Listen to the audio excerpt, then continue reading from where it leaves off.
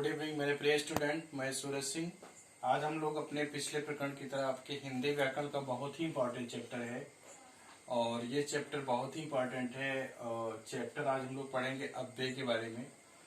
आपके हिंदी व्याकरण का बहुत ही इम्पोर्टेंट चैप्टर अव्यय है। अव्यय क्या होता है, अव्यय की परिभाषा क्या होती है, उसके उदाहरण क्या होते हैं और कैसे अव्यय की पहचान की जाए, इसके बारे में हमारा ये आज का वीडियो है।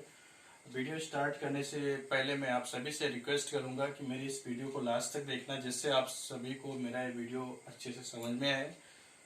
तो आप आइए हम लोग अपने प्रकरण पे आते हैं अव्यय के बारे में। अव्यय क्या होता है? तो अव्यय जैसा कि इसके नाम से ही स्पष्ट है। देखिए, अव्यय शब्द में आ उपसर्ग है और व्यय शब्द है। तो व्यय मतलब होता है खर्च करना, किसी चीज को खर्च करना। उसमें जब हम आ लगा देंगे तो आ का मतलब खर्च ना करना, यानी जो चीज जैसे है वैसे ही बनी रहे, उसमें कोई भी परिवर्तन ना हो, तो उसे हम लोग अव्यय कहेंगे। तो आइए हम लोग अव्यय के बारे में जानते हैं। अव्यय क्या होता है? तो अव्यय की परिभाषा में हम लोग जानेंगे जो शब्द, ठीक है, यहाँ ध्यान से देखिए, जो शब्द लिंग वचन, ठीक है, जो शब्द लिंग वचन व कारक, यहाँ पे लिखा है जो शब्द लिंग वचन व कारक के आधार पर अपना रूप नहीं बदलते, ठीक है। यानी सारे शब्दों में हम क्या देखते हैं कि उसमें जब हम वचन लगाते हैं, लिंग लगाते हैं या कारक लगाते हैं तो उसका रूप बदल जाता है। लेकिन अव्यय से अभिप्राय ऐसे शब्दों से है कि जो शब्द लिंग वचन व कारक के आधार पर अपना रूप नहीं बदलते हैं वह अव्यय कहलाते हैं। यानी अव्यय वह शब्द होते हैं जो लिंग के कारण, वचन के कारण या फिर कारक के कारण अपना रूप नहीं बदलते बल्कि उसी रूप में बने रहते हैं, इससे हम अव्यय शब्द कहते हैं। तो जैसे एग्जांपल के लिए हमने यहाँ पे लिखा, शब्द लिखा है धीरे धीरे, दो शब्द है धीरे धीरे। तो ये शब्द चाहे जहां हम प्रयोग करेंगे, जिस भी वाक्य में प्रयोग करें तो वो शब्द इसी रूप में प्रयोग होगा धीरे धीरे, इसमें किसी भी तरह का कोई परिवर्तन नहीं होगा। तो ऐसे दूसरा शब्द है जल्दी। जल्दी शब्द का भी प्रयोग हम चाहे जिस वाक्य में करेंगे वो अपने मूल रूप में ही रहेगा, इसमें किसी प्रकार का परिवर्तन नहीं होगा, इसीलिए इसको हम लोग अव्यय कहेंगे। फिर ऊपर शब्द है, ऊपर शब्द में भी कोई परिवर्तन नहीं होगा, इसलिए हम इसको अव्यय कहेंगे। फिर बाहर शब्द है, बाहर शब्द में भी कोई परिवर्तन नहीं होगा। तो इस तरह से अव्यय से अभिप्राय ऐसे शब्दों से है जो शब्द, जिन शब्दों पर लिंग वचन व कारक का कोई प्रभाव नहीं पड़ता बल्कि अपने रूप में बने रहते हैं, ये हमेशा एक ही रूप में प्रयोग होते हैं, उसे हम अव्यय कहलाते हैं।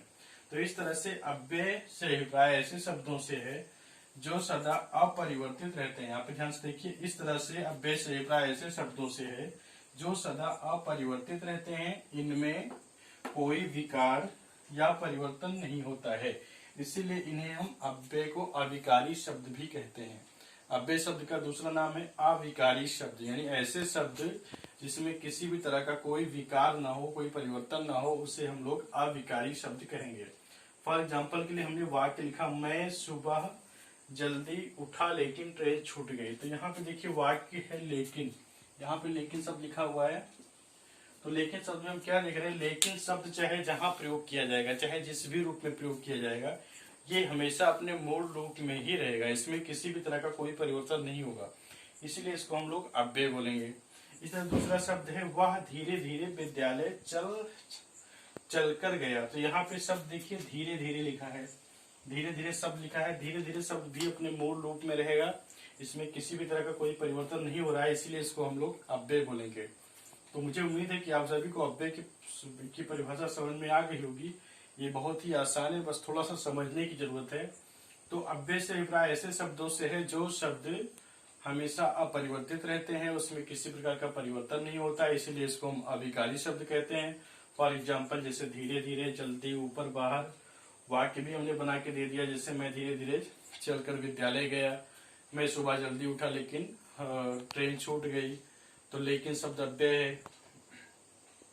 तो इस तरह से अव्यय का आज का वीडियो अव्यय के ऊपर था। मुझे उम्मीद है कि आप सभी को ये अव्यय चैप्टर समझ में आ गया होगा। तो अगर आप सभी को नहीं समझ में आया, कोई प्रॉब्लम हो रही है, कुछ आपको कमी दिखाई दे रही है, तो प्लीज मुझे कमेंट में लिख के बताएं, ताकि मैं उसको संशोधन कर सकूं और उससे अच्छा वीडियो भेज सकूं। और अंत में आप सभी से मेरा रिक्वेस्ट है कि प्लीज मेरे इस चैनल को सब्सक्राइब करें, लाइक करें, जिससे मैं आपके लिए और अच्छा से अच्छा वीडियो भेज सकूं और अपनी इस हिंदी भाषा के ज्ञान को देश के कोने कोने में पहुंचा सकूं। धन्यवाद।